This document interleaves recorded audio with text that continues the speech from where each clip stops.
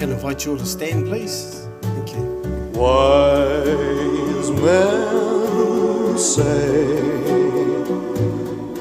only fools rush in,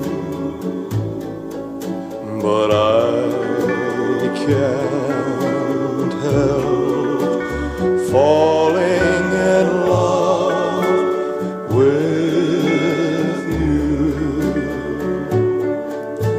Shall I stay? Would it be a sin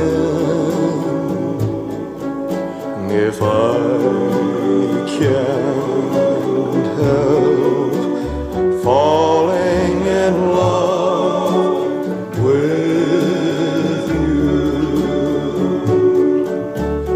Like a river flows surely to the sea, darling, so it goes. Some things are meant to be. Take my hand, take my whole life too, for I can't help falling in love with you. Like a river flows surely to the sea, darling, so it goes. Some things are meant to be. You can be seated. Take my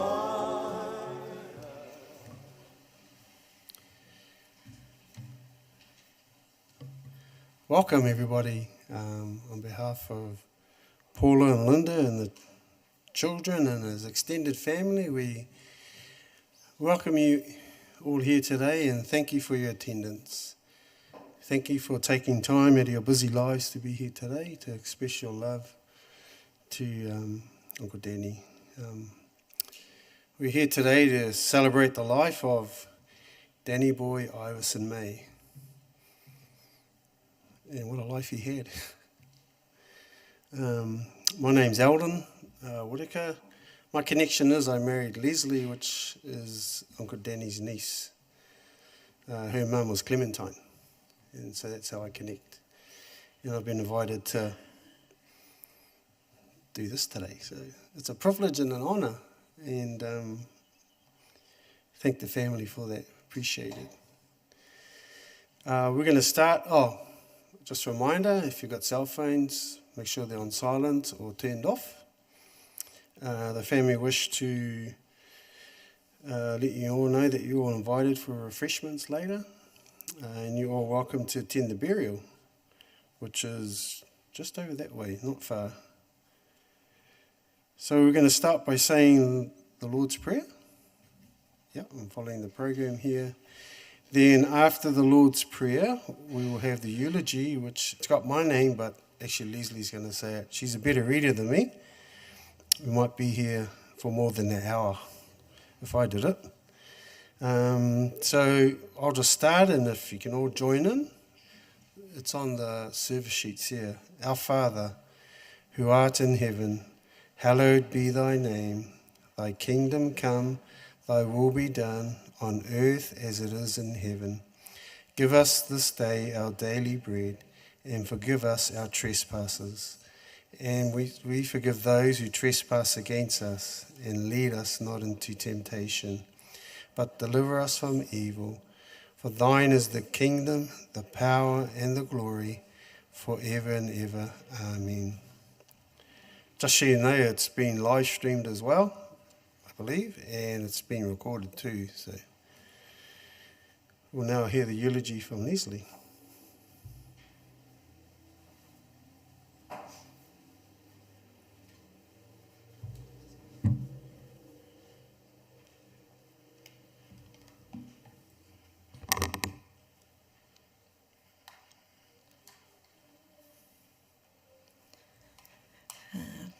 Just welcome again to everybody, especially our family. It's beautiful to be here. Uncle Danny was born at the family home in Royal Oak in 1946. That's 107 Parr Road. He was number 10 out of 11 siblings. His older siblings, Valerie, Clyde, Claude, he's always Uncle Mac to me, Barney, Winnie, and Clementine, my mum, have since passed. He is survived by his sisters Rosa and Hilda and his younger brother Paddy. Danny's father Walter passed away when he was 7 years old, leaving my grandmother, leaving Myra to raise 11 children as a widow. This meant the siblings needed to rely on and support each other and continue to do so throughout their lives. Myra found support in the Church of Jesus Christ of Latter-day Saints, and the family continued in this faith. This said, Danny and his brothers Barney, Paddy and Walter, who I call Mac, didn't really like to sit through church services, so would sneak off to find new and ingenious ways to occupy themselves, including playing in the construction site of the Sanitarium Food Company, heading into town and hooning up and down Queenstown Road. Onehunga was pretty much their playground. Danny was a competitive and skilled sportsman growing up. He competed in diving and the school first 11 soccer team. He was particularly proud that the team was undefeated. Danny's mischievous nature would often see him in trouble at school. I think all the uncles were in trouble at school, even the aunties. Despite his actual name being Danny Boy, most learned very quickly not to tease him about it. Never sing Danny Boy unless you want to be beaten up. After leaving high school, Danny started an apprenticeship with Keith Hay Homes, an apprenticeship he didn't end up completing because he took off to Australia, getting his mother into quite a spot of trouble. He worked with his brother Clyde building rock walls and used this to fund his road trip around Aussie in a Mark III Zephyr. To say Danny was passionate about cars would be an understatement. Cruising the streets in his Ford Custom Line was a favourite pastime and an opportunity to meet many young ladies, as this was the way it was back in the day. Later in life, he was absolutely rapt with finding his first car, a Buick, on Trade Me, and quickly snapped it up. It was supposed to be a restoration project, but amongst the busyness of life, never quite got completed. And I know Basil's here. He knows about that story. Danny's goal was to retire by 25, but he ended up having to settle for 40. He founded his company with a friend titled May and McDowell. Danny was particularly proud of the fact that he was employed by the Crown. After picking up a contract with Housing New Zealand, it was during this time he made lifelong friends with his fellow tradies, and some of them are here. Danny also provided opportunities for his nephews to work on various building projects. With his father's passing, Danny and his brothers inherited a block of land from the family farm in Takanini. Danny built his family home here, as well as helping out his brothers Paddy and Barney with theirs.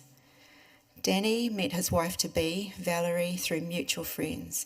They were quickly engaged, but the marriage itself was delayed until Danny could source the wedding cars. They were both lovers of German Shepherd dogs and tried their hand at breeding. They raised a couple of litters with their beautiful white shepherd Kimber. Danny continued to own German Shepherd dogs throughout his life. It was here in Takanini, Danny and Valerie started their own family. Their first child, Daniel, was born in 1972, followed by Paula in 1975. Tragically, Daniel passed away in his sleep, aged 4.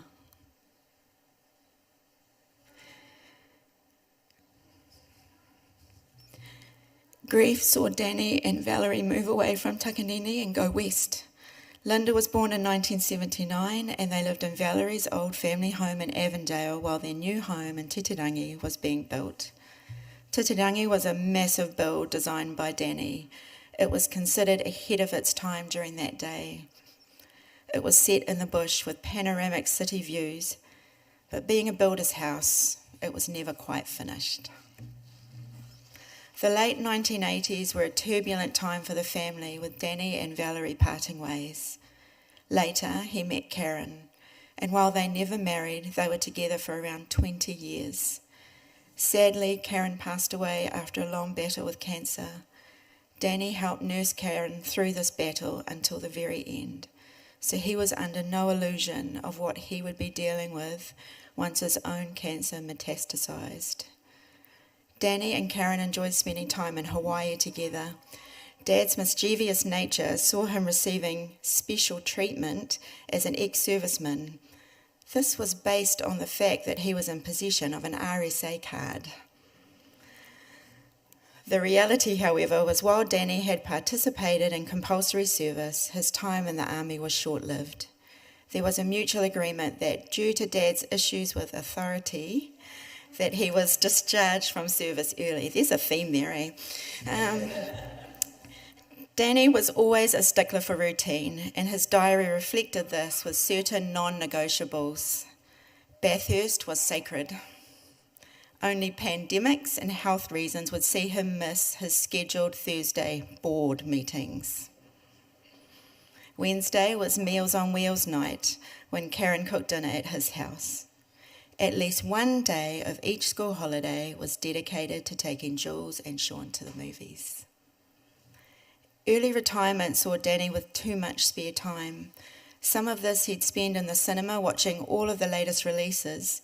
He particularly enjoyed anything directed by Tarantino, starring Uma Thurman, or the gangster mafia storyline. Yeah, it's all making sense to me now as an adult, yeah.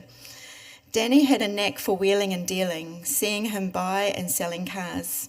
In his later years, he became a fan of Facebook Marketplace. Getting bargains on wheels was a particular passion. He was constantly reviewing Auto Trader and at Turner's auctions for his next new car, and later Trade Me.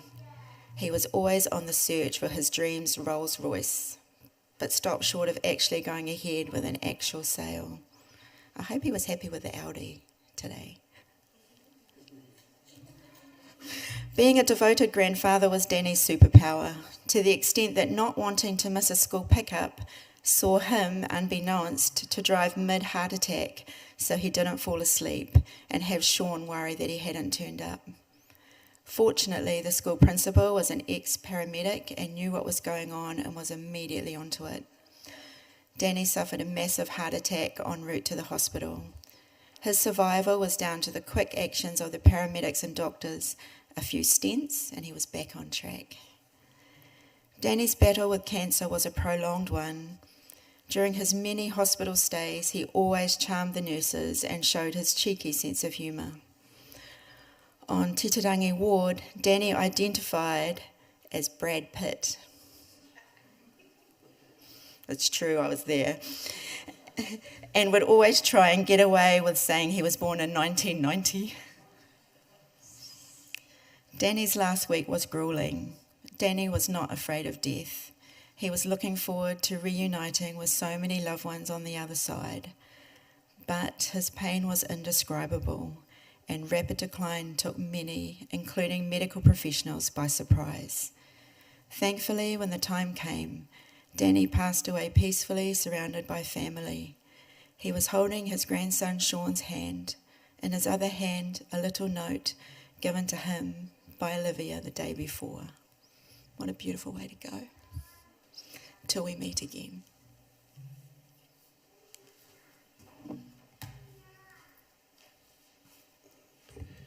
Thank you. I was going to wear no tie because I've never seen Uncle Danny without a tie. And so I was going to wear no tie, but because I went to McDonald's before we got here, I spilled chocolate down here. So that's why I got a tie to cover it. And so I guess he got the last laugh, so. But it's his tie, so maybe I got the last laugh. So thank you for that. And I just want to thank Paula and Linda for what they've done today. They've organised all of this and everything else. So you've done a great job. Really appreciate it. I'm sure your dad is so happy with the both of yous. Well, now we're going to hear from Paula. and then she'll be followed by Linda, and then Uncle Paddy, and then Julie, Anna, and Sean.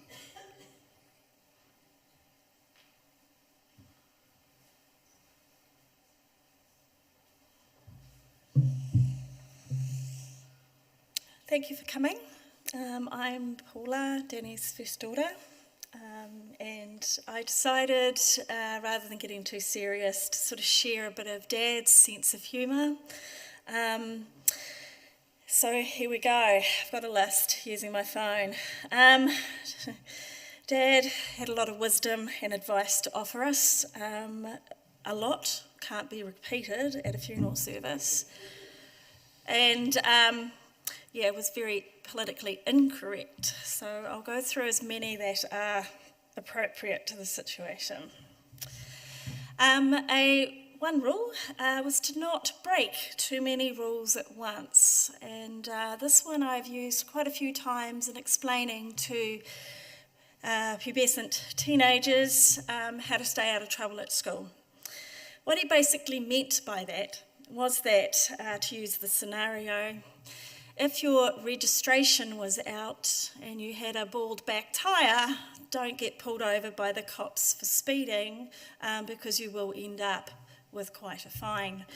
However, if you stay driving and not speeding, the cops will not notice you, and it's fine to drive without your registration and other defects of the car. So just warning you now, Sean, your registration is currently expired by a week. You need to keep to the speed limit. Number 2, anything with a battery is inevitably unreliable, and that applied for every vehicle pretty much owned, and he had a lot to say once we went electric in car choice. But that said, it was that electric car that rescued him the day the battery went flat in his petrol car. Dad also saw that he was helping the environment, and his reasoning about owning so many V8s, V12s and alike was that it was actually good for the environment because despite owning 11 of them, he could only drive one at once, leaving the other 10 sitting there not emitting greenhouse gases. Dad bought an iPhone, and those of you who know and have seen him try to operate it, he hated it with a passion. Nevertheless, he held on to it and kept using it. He had the same relationship with his Mercedes vehicles. He also advised us that the best days of owning a boat is the day you buy it and the day you sell it. There was only one can't repeat that here. Car storage. People wondered where he stored all of his cars. Despite having 2 houses, 2 driveways, a massive shed out the back, he still needed to keep one, aka Moby Dick, at the local mechanics, awaiting repair after repair. He believed in using natural remedies, so he definitely did not subscribe to chemotherapy or radiotherapy or alike during his battle through cancer. However, he was known to see the benefits of wheatgrass, lemon fasting, windowline, acetic acid, this one's gross, sandpaper. He figured the doctors were useless on account of the fact that in America, the average doctor medical profession, misadventures, would kill up to 800 people a year. He used to refer to things like dogs, boats, batches. The best ones are someone else's. He also learned, after living with Linda's ferret Minka for quite some time, that to never handle one without heavy-duty gloves you'd use on a trade site. He also learned with time, and he was very lovely at doing this, that you can actually take care of the welfare of a bearded dragon without having to touch it. On most things that go fast, basically what you've got to do is think of the most appropriate comparison and then never repeat it. It is perfectly acceptable to eat ice cream for dinner. The best place to go for McDonald's is Kelston. Point Chev was a favourite for a while there, but he didn't go there for several years after. And he was in a state of extreme joy the moment Te Atatū Peninsula got their own branch, and was walking to it pretty much regularly in the weeks before he got really sick. A good piece of advice was to always have a stockpile of Rose's chocolates in Christmas wrap on hand so that he could give them as gifts whenever visitors came or whenever he needed to go somewhere. On neurodiversity, he saw every child for who they were as the person they were. So in his eyes, they were perfect. He did have some sayings, though, on one child in particular, that he forgets what he's doing halfway through doing it, or that he tried to be good, but wasn't very good at it. All said with love. Forgiveness, generosity, and love are the building blocks of life, and putting family first. And I think that was the wisest saying of them all, and he practiced that up till the end. And the final one, and I'm sorry, board members, Dad would always say, if things were too rough, not to worry, because none of us are getting out of here alive. Thank you.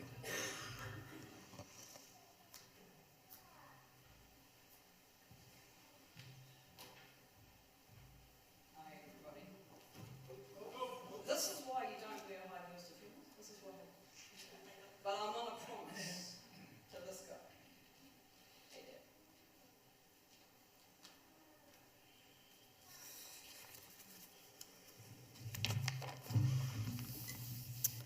So I'd just firstly like to thank everybody for coming to Dad's celebration of life. I'm Linda, Dad's youngest daughter. Some of you have come to know me by voice over the past few days, and some already know me by face, so it's great to connect those two today. And it's also really wonderful to see so many people here from all walks of life come together to farewell Dad and share all the heartwarming memories as a collective. Without being too corny, I'd like you to take the time now to look to the person to your left, and then to your right, and even behind you, if your back will let you. And this is to reflect and acknowledge that everyone is here for the same reason. Each and every one of you here was connected to Dad in some special way. Some through a shared passion of cars, others by family, and some from lifelong friendships made through work and social gatherings. So my dad, how do you sum up a 45-year relationship with someone who lived for 78 years in 5 minutes? Well, you can't. I would happily stand here all day talking about Dad, but I will highlight the important parts for the sake of the chapel time booking restrictions. Some say the lucky ones are people whose dads are more than just parents, and I was blessed to have a dad who was also my best friend. He was always there when I needed him. He was a great problem solver and a hard director when needed. Quite often his well-known saying, "there's only one would come up in conversation. But one thing I knew for sure, Dad was someone I could trust and count on without question. So Dad taught me some valuable life skills, some you've already heard. 1, don't break too many rules at once. That was always the top one. 2, be kind. You never know what someone else is going through. 3, if you can't be good, be careful. And 4, make sure you know how to give a well-deserved throat punch when required. My dad often told me how much his relationship with my daughter Olivia meant to him. In our last father and daughter talk, he wanted to make sure I knew that the 6.5 years he spent watching her grow up and filling the role of being the best granddad ever were the best years of his life. I am so grateful I could give him that gift in life, and it meant a lot to know he felt that way, especially after everything he did for the both of us. Dad also wanted me to know that even though our personal relationship meant I suffered a lot of hardships growing up, he was always so proud of my strength and perseverance to make sure we remained connected no matter what and no matter how hard it was. And all I could say in response to that was, Dad, it was worth it. All of it.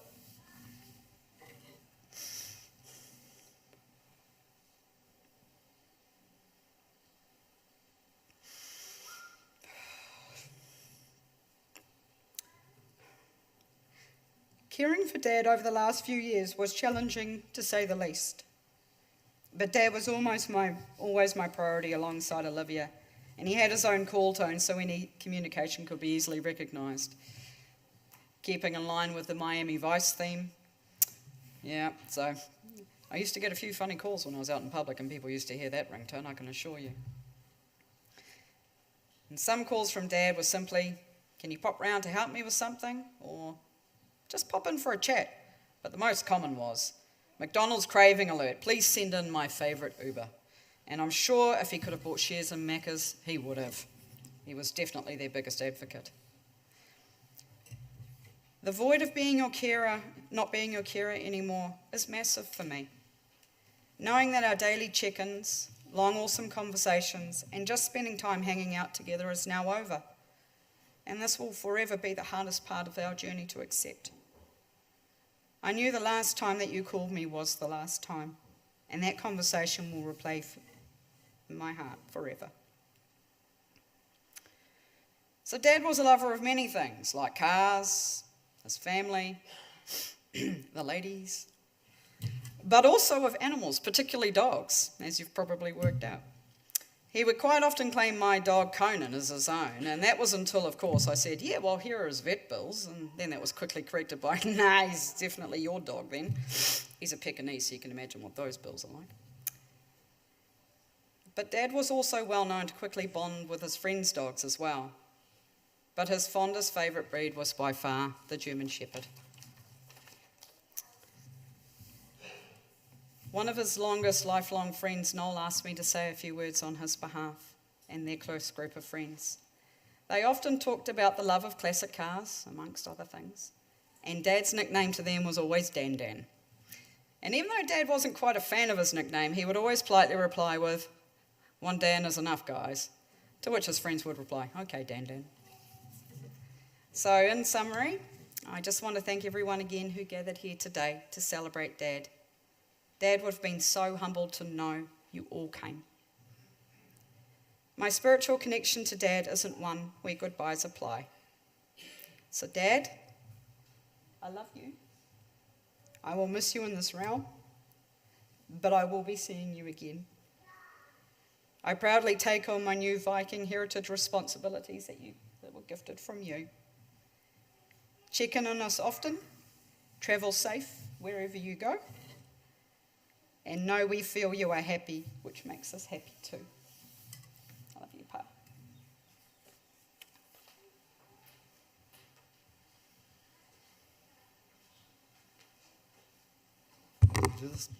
Thanks, Eldon, Leslie, Linda, Paula, the family, all of you guys came, all family, really appreciate it. It's really uncanny to be the only one left, but it's Danny's day, and he was like a tutor to me, and even though we had our ups and downs, he was a bit of a character. He started off buying a custom line. He said, "Paddy, you should buy one." So he went to Aussie, so I bought his one. He came back, so he bought another one. And then we used to race down Queenstown Road, 100 miles an hour sort of thing, but yeah. He was a great tutor. I had to take the best out of him, the best out of all my brothers, and choose which way I was going to go. It was pretty hard because big family, and Mum was so busy with the older ones, so yeah. But he was a great guy. Funny guy. and he had his ways. So we ended up sleeping in the same room, and he liked playing snooker and drinking, and I'd come home and he'd lay in there with a smoke in his mouth. So, Danny, you could cause a fire here. He goes, go away, it's all right. I'll beat you up, you little bugger. So that was it, Yeah. But no, he was a really good guy. Yeah.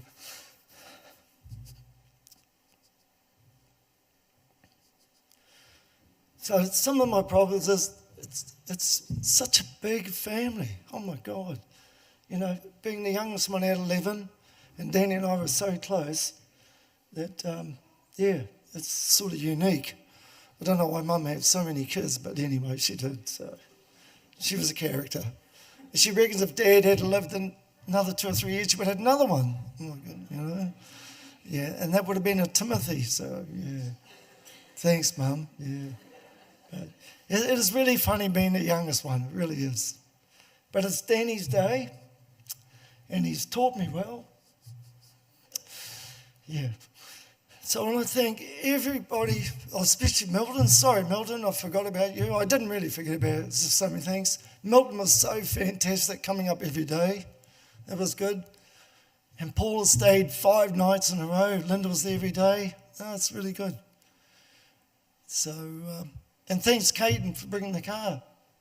Bit of classic, Yeah. We won't tell you what we did out of the boot, but that's okay. Yeah. But, no, I really appreciate everybody coming. It's fantastic. And Eldon, thanks again. Yeah. You're a great bunch of people. And Les, and thank you for coming. Garth, everybody, the whole family. It's really good to see you again. I don't know when again, but yeah. And Claire, yeah, I'm not sure what happened to Hilda not coming. Okay. So, yeah, thanks again, people. Oh, thanks for coming, Anna and Gavin. It's really good. So, anyway, I won't bore you too much. So, that's it. That's Danny's day. So, yeah. But, yeah. Thanks again, Leslie. That's great.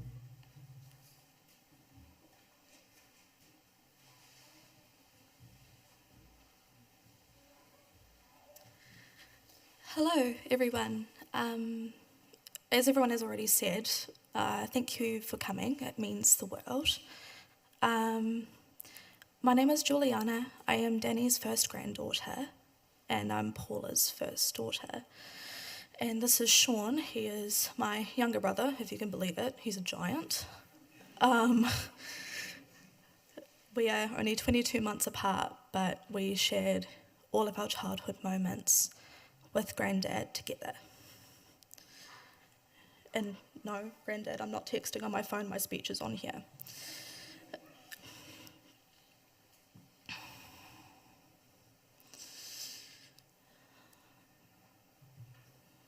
Okay, one thing about our Granddad that we'd seen my entire childhood was he was incredibly stubborn. And I'm sure many of you guys will agree, boy, that man was just stubborn. Stubborn in life, stubborn in what he wants, stubborn with loved ones. Both bad, both good. He was a kind of stubborn where when I got an electric car, it was blasphemous that my granddad would refuse for me to drive in it while I was with him, insisting on driving the Celica so I could experience a real car. The kind of stubborn when me and my brother would go to the movies with him. Not only would he give us bags of lollies to hide in our sweatshirts, to bypass the bloody ridiculous prices at the cinema, that he would also buy us what seemed to be a feast of ice cream afterwards. I don't want your mother to think that I don't feed you now, do I? He would say, as he would go up and buy our second round of soft serve ice cream cones from, you guessed it, McDonald's. The kind of stubborn where, when he came over every Saturday morning, he would ask, have I told you the story before? And me and my brother would insist on telling him again. Sorry, let me restart that. Have I told you the story before? And me and my brother would say, yes, Granddad, you have. And he would insist on telling it again, saying he never wanted us to forget them. And sure enough, the crazy stories about his European car issues are some of the ones that are permanently engraved into our brains. The kind of stubborn that even when he was in hospital on Boxing Day, me and Sean just wanted to give him the traditional box of roses, but the first thing he said as we walked through the door was, "Go get my wallet." Now, I need to preface that we strongly insist on not needing anything, not wanting anything but his company, and word for word he retaliated with, "Don't be silly, it's Christmas. I'll give you out your proper presents once I'm finally out of this stupid hellhole." I think with everything that followed the next 9 days after that day, it was the best gift he could have given us. Grandad was struggling for a long time, and it was really hard to see and experience from all perspectives of everyone who loved him. But with the medical advocacy from my mum and Linda through this last days, he was able to have such a highly dignified and peaceful passing. The man who hated doctors, insurance companies, and any issues with European cars finally got something that went right. A peaceful room, his favourite songs playing, and Sean holding his hand. We're all gonna miss you. Oh, that was really gross, sorry. Yeah, we all love you. Don't get into too much trouble, and of course, don't break too many rules at once.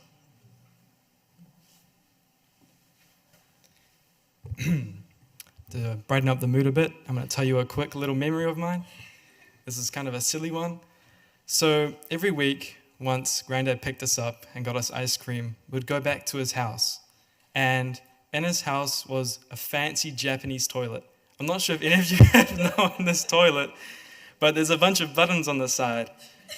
And one day, I was really busting, and I didn't know what those buttons did.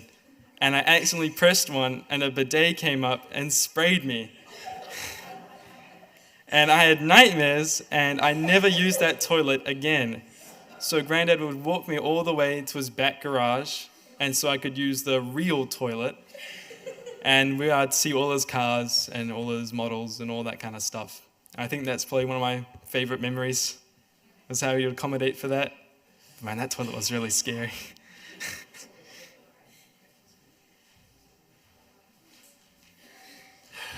Thank you so much, Paula, Linda, Uncle Paddy, and Juliana and Sean for your memories. We were at a service somewhere, and Uncle Danny was there. And one of the things he said to us, or said to my wife, is he said, "Leslie, when I pass away, can you make sure people say nice things about me?" So we're going to open the floor. So please say nice things about him. So you're invited to come up, and those who want to speak. There's only going to be a small amount of time because we've got to watch a photo tribute soon, and we've only got an hour. So the time is yours to come forward.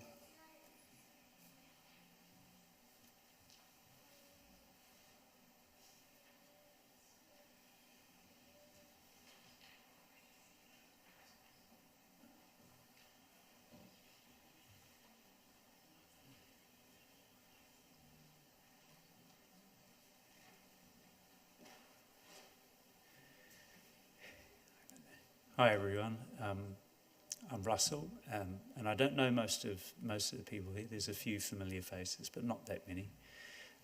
But I lived next door to Danny for 20 years, and so I've seen his massive collection of cars wax and wane over the years.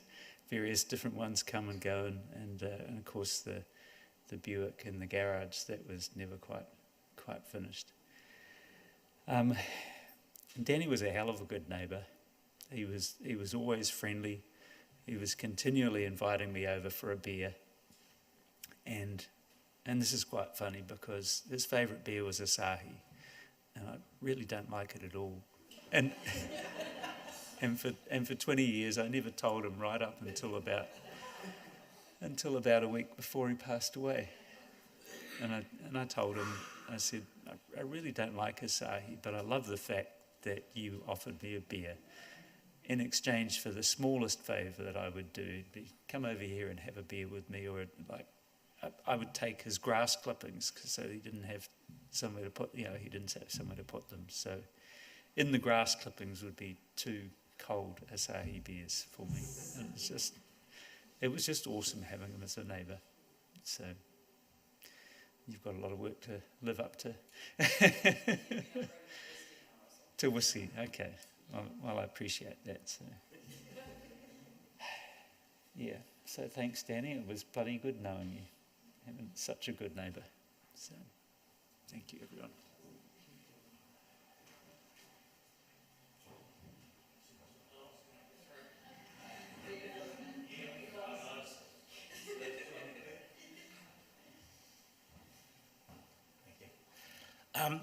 Hi there.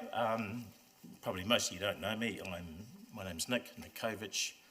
I'm Claire's other half, and I got to know Danny probably over the last 5 or 6 years. We had some common passions. One was cars. I'm a car collector, motorcycle collector, that type of thing. So we hit it off pretty quick with the cars. We also liked a good steak, and we liked bourbon. So the memories I have of Danny is coming to Claire's mum's place, and we also used to rendezvous down with Linda and her daughter down at, I think it's Brick Lane in Newland. Anyway, Danny used to tell me, look, get the afternoon off work, we'll go down there. It's a bloody good steak, it's cheap, and then they pour the bourbons quite heavily, So, and then after that, we'd go around to his place and he'd show me all his cars, and he actually gave me some glass and beer glasses and stuff like that. So we got on really well together, and I'd just like to, privileged to know him. Good guy. And so, we're also here on behalf of Hilda, Danny's sister, who literally came out of hospital after 8 weeks yesterday, so she's very poorly. She couldn't get here, but I know that if she could, she would. But anyway, we're here to represent her too. So it's a pleasure, Danny. Nice to know you.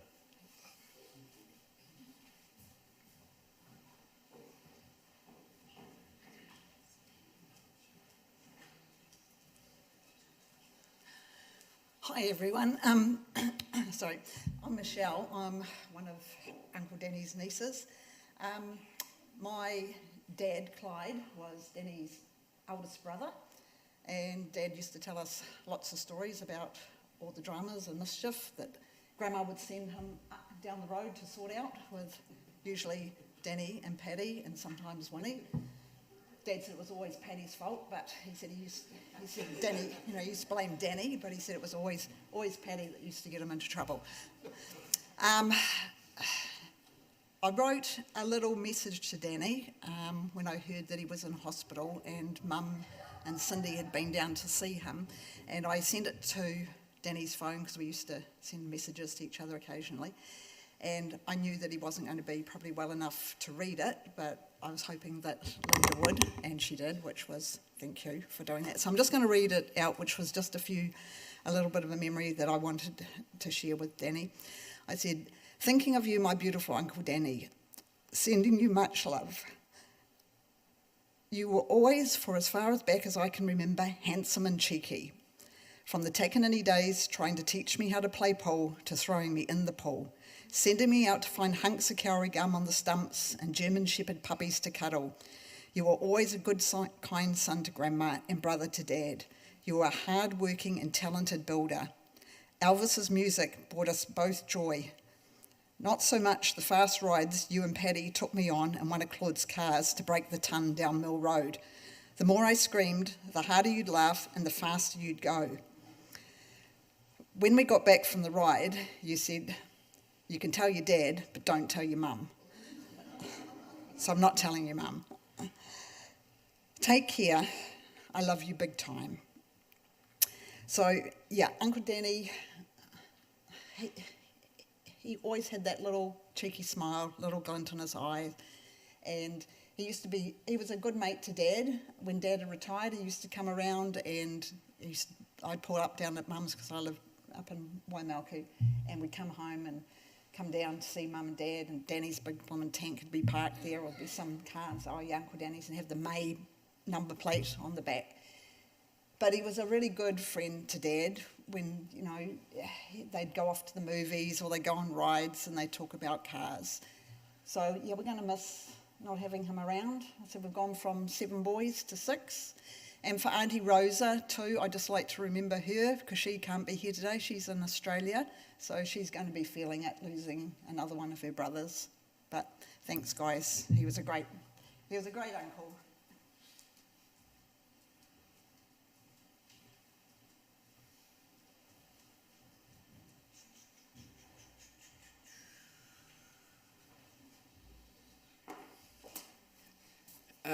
I'm Dean May, and I work for Danny quite a bit, so I know a bit about him. I know how to sweep a floor without making dust. I know how to put bats in, and I know how not to be late. Never worked that one. But Danny, I wrote a speech, but my son left it in the car.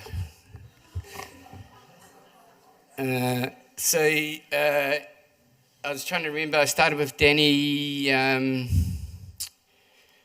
when I was a kid staying at their place in Takanini, and Linda and Paula were just little kids, used to run around, and young Daniel, and it was a good environment to grow up in. I didn't have a mother, so I got passed around a lot, and Danny was one of the main people that I ended up staying with. And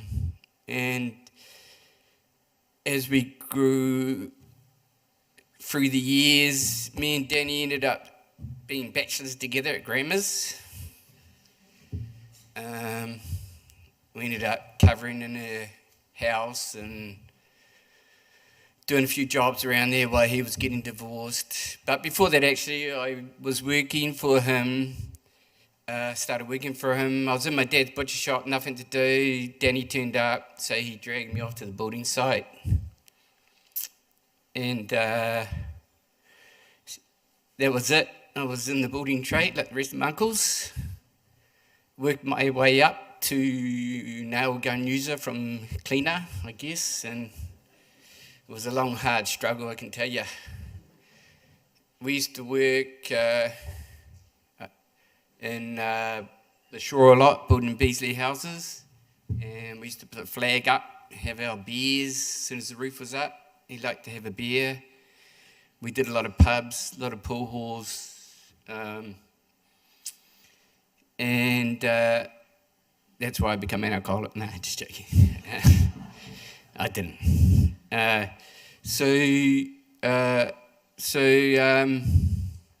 Yeah, I worked for him off and on. My brother Grant worked with us at one stage, and I treated him like the labourer.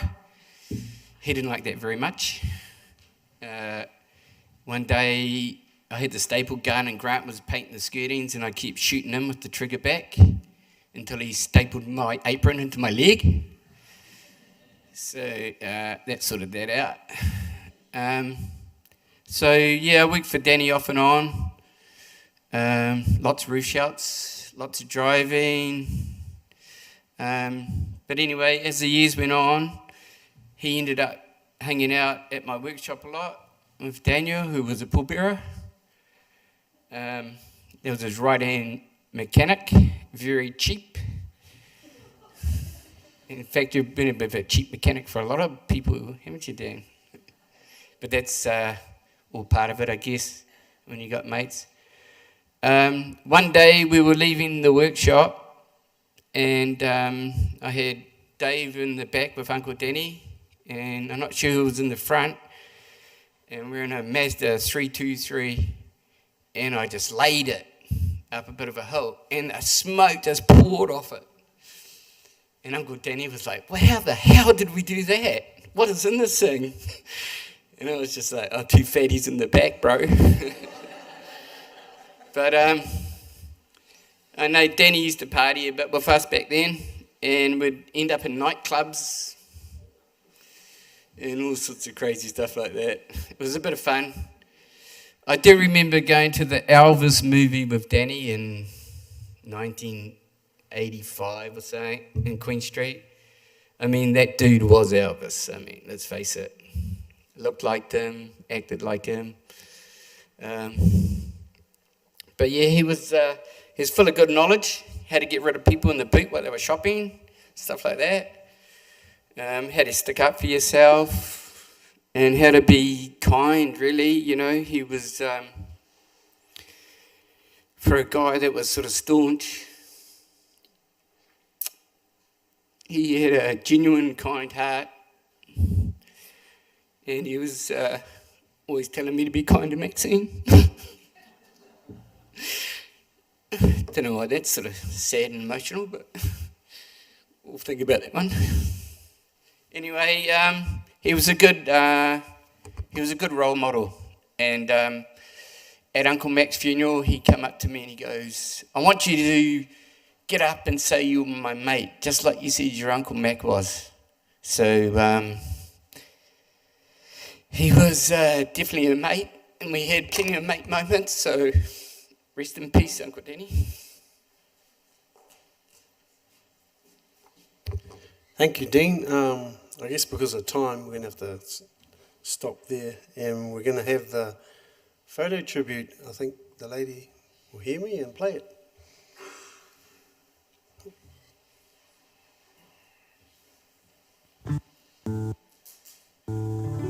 Love me tender, love me sweet, never let me go. You have made my life complete, and I love you so. Love me tender, love me true, all my dreams fulfill. For my darling, I love you, and I always will. Love me tender, love me long, take me to your heart, for it's there that I belong and will never part. Love me tender, love me true, all my dreams fulfill. For my darling, I love you, and I always will. Love me tender, love me dear, tell me you are mine. I'll be yours through all the years, till the end of time. Love me tender, love me true, all my dreams fulfill. For my darling, I love you, and I always will.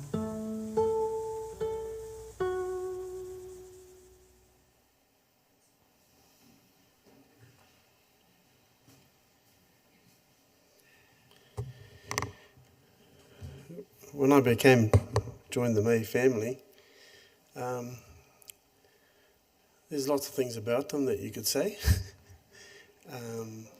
But the one thing I can say is that they were kind to me.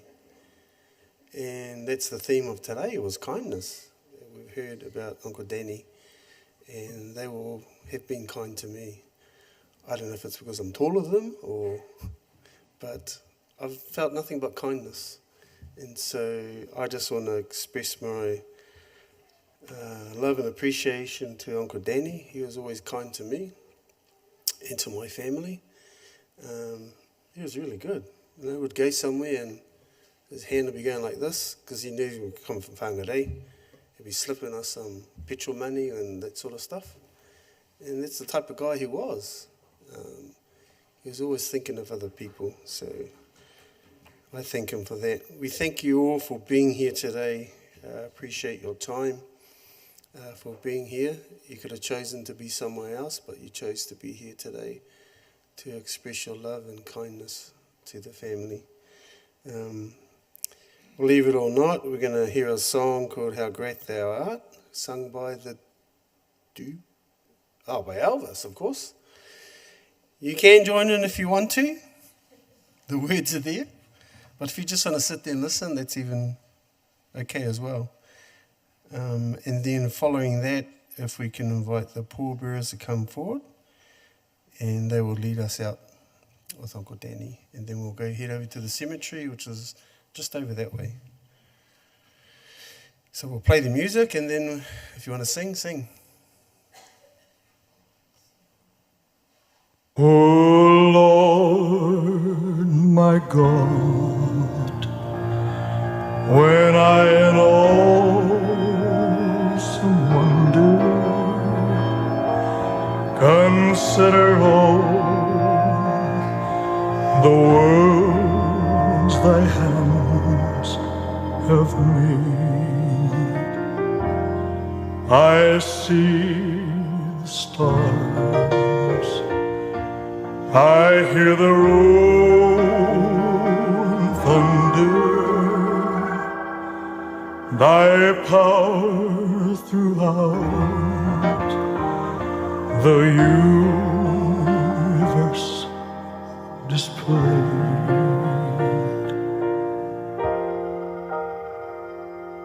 When Christ shall come with shout of acclamation and take me home, what joy shall fill my heart. Then I shall bow in humble adoration, and there proclaim, my God, how great thou art. Then sing my soul, my Savior God, to thee. How great thou art. How great thou art.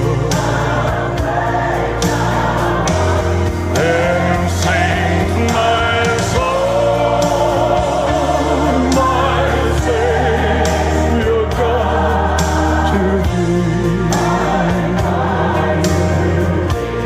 How great thou art.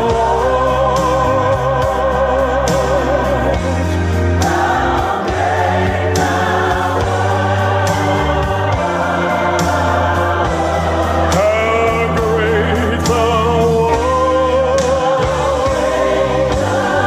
How great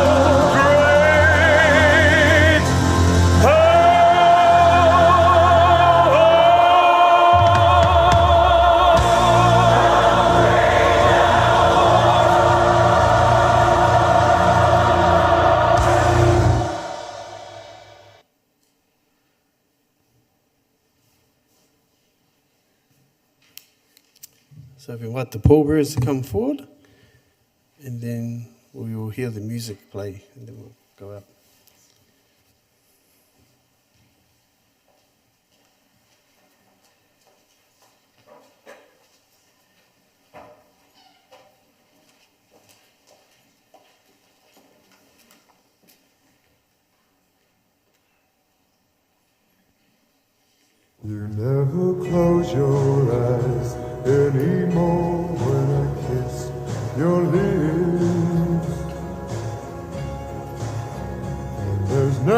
tenderness like grief falls in your fingertips. You're trying hard not to show it, but baby, I know it. You lost that love and feeling. Oh, that love and feeling. You lost that love and feeling. Now it's gone, gone, gone. Oh. Now there's no welcome look in your eyes when I reach for you. And you're starting to criticize little things I do. It makes me just feel like crying.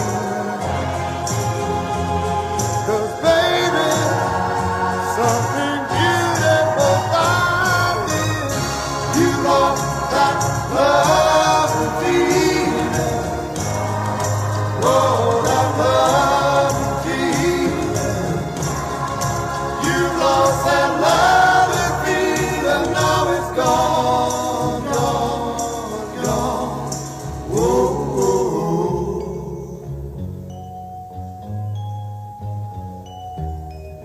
Baby, baby, I'd get down on my knees for you.